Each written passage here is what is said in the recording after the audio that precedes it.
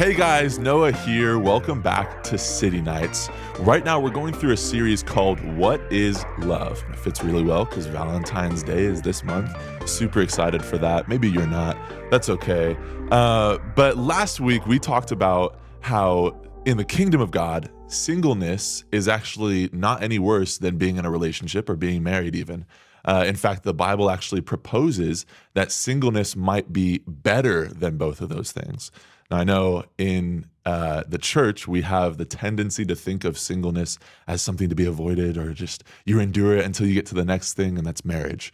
And marriage is the strive of our life. We all want to be married one day because that's what the Bible tells us to do. But we also know that marriage can be a really, really beautiful thing. It's something that God has given us the option for, and it can be great to experience. So whether you want to stay single or if you want to get married one day, it's important that we talk about that middle ground. And the middle ground, of course, is dating. What does the Bible say about dating? Nothing. The Bible actually never specifically addresses this concept that we know of as dating. And actually, the idea of dating as we know of it today didn't even exist back then when the Bible was written. And so obviously, it can't say anything about what we know of as dating. It doesn't say who should walk on the right side of the road. It doesn't say if you should open a door for a girl. It doesn't say who should pay on the first date. But it does talk about how we should treat people. And it does talk about what a godly marriage looks like. And so if we take those concepts and other concepts in the Bible, we can get a good understanding of how we should approach this thing that we now know of as dating. And the underlying idea of all of it is that we want to honor God with our lives, with everything that we do. And so whether that's being single or being married or dating, that's the goal. So we got a couple points here for you guys, and we'll jump right into it. I want to talk about this very, very important first point, and that's that people are valuable. If you have notes and you're taking notes right now, go ahead and write that down. People are valuable. And we're actually going to read a quick passage out of the Bible, and it's going to be Genesis 1:27. And it says this: "So God created mankind in his own image. In the image of God, he created them. Male and female, he created them." Guys, immediately we see that both male and female are created in the image of God. And so if we value God, we also have to value his creation. And that means we value each other. It doesn't matter if you like someone. It doesn't matter if you dislike someone. They are valuable. I can tell you that with absolute certainty right now. And so with that being said, we also know that you are valuable. Crazy, right? All of us are created in the image of God. And so the same way that other people are valuable, you are also valuable. So if we take this and apply it into dating, I want you guys to know that you are valuable and you should know your worth before getting into a relationship. You want to know your worth. And if you know your worth, you'll know that people should be treating you well. If you're valuable, it's pretty clear that you should be treated well. And so if your boyfriend or your girlfriend isn't treating you as if you're a valuable person created in the image of God, you should address that. That's really important. But we also want to talk about the counter of that. Are you treating your boyfriend or your girlfriend well? Are you treating other people as if they are valuable people created in the image of God? And if you're not, you're going to want to make that switch. If you're trying to honor God with your life, it starts with how we treat people. And there's a reason that we're talking about this within the context of dating and relationships. And that's because dating affects other people. It affects you as well, but it also does affect other people. And there is also a reason God created the guidelines of how we should treat people the way that he did. There's a reason he created the guidelines for marriage the way that he did. And it's because he loves us because we're valuable. We're his valuable creation. He loves us so much that he wants us to have a beautiful life, and he wants us to live a life that's worthy of our value. Hey, the fact of the matter is, dating results in one of two outcomes. You either end up staying together forever, most likely in a marriage, or you end up breaking up with someone. And breakups can cause a lot of hurt. Trust me, I've been there. Many of you have probably been there. It's not a fun experience to go through. And if we're trying to treat people as if they're valuable, and we want to avoid giving them that hurtful experience, right? And so it's really important that we're careful about who we go about dating. We don't just date for no reason. We don't just date to have fun because we know that this affects people. And so even if you are getting into a relationship and you're like, however this works out, I'll be fine, it's whatever. It's not always about you. You have to think about the other person that you're getting into a relationship with. It's really, really important that we address that because people are valuable. The fact of the matter is, nobody is perfect. You're not perfect. I'm not perfect. Pastor Allen's not perfect. Pastor Paul's not perfect. Pastor Luke is definitely not perfect. None of us are perfect people. And so you are going to mess up at loving people, and other people are going to mess up at loving you.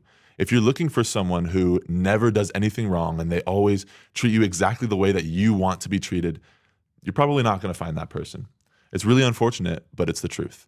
And the wisdom in dating is deciding what are you going to divide for and what are you going to overlook. Are you going to stay with someone if they cheat on you? Probably not. But are you going to break up with someone if they like someone else's Instagram post? Well, maybe it depends on the post, depends on the person. But the idea is you have to decide what are your boundaries going to be. And so that's actually transitions perfectly into our next point.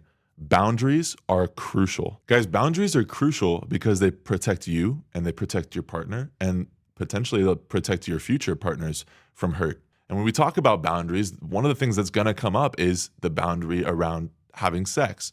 Sex is a real thing, and you're going to be tempted to have sex before marriage. But we read in the Bible time and time again that sex within the confines of marriage is what God designed it for. And so anything that comes outside of that design has the potential to hurt you and hurt the people that you partake in that with. Guys, Luke's going to discuss this more next week in our marriage section, but I just want to encourage you guys that boundaries are there to protect you. And sex is just one of the things that it can protect you from. Now, sex is a great thing, right? But it can be harmful in relationships when we do it outside of God's design for it. And there are other things too, like emotional intimacy. Guys, you can make a whole list about it, right? But these are just the things that often come up when we discuss this subject. And so some boundaries that I have set up in my life is I don't lie down with my girlfriend in bed alone in a house.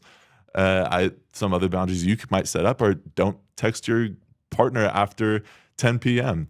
Maybe be careful about the emotions that you're sharing with your partner because that can lead to feelings of all kinds, right? But the point is that we want to be setting boundaries to help us honor God in our dating lives and help us protect each other and others from unnecessary hurt that can come when we go outside of God's design for us.